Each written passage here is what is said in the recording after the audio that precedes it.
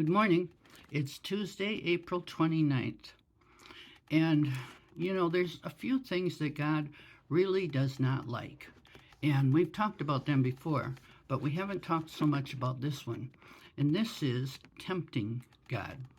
And what do I mean by that? Well, you know, when Jesus was first baptized, and he went out into the wilderness, and Satan got a hold of him. He figured, well, he's nice and fresh out. This would be a good time to make him disobey God. And so one of the things the devil did was he put him way up high on the pinnacle of the temple. And he said, if you're the Son of God, just throw yourself down because angels will save you. But Jesus said to him, it is written again, you shall not tempt the Lord your God. Now, where does that come from?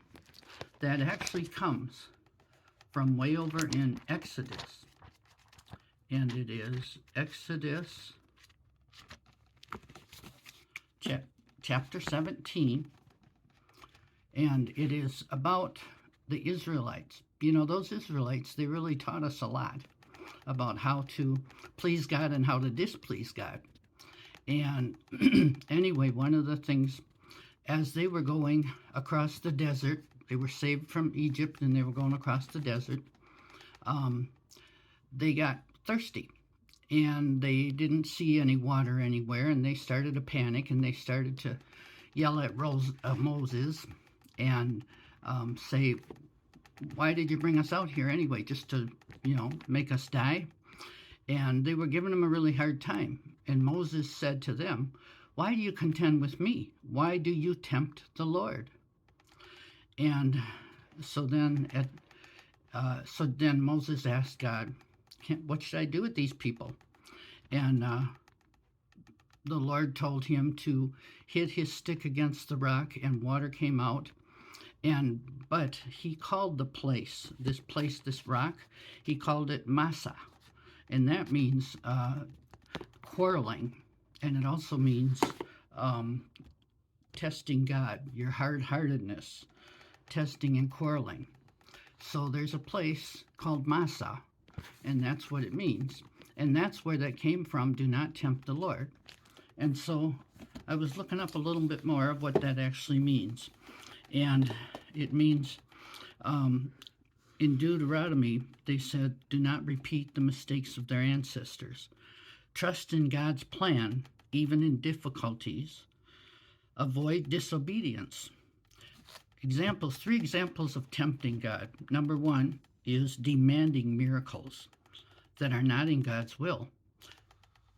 Demanding, you get that $1 million or whatever. You're demanding a miracle from God, and you're not really obeying God's will. You're not really asking if it's even in his will. It's what you want. Second thing is rebellion against God.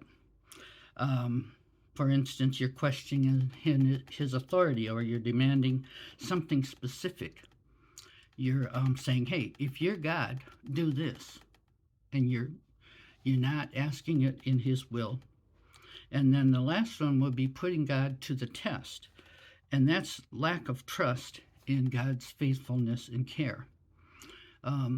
People say, well, the devil may care, I don't care, and they go ahead and do something even though it's not safe, or it's risky, or it's not smart, because they're kind of testing God.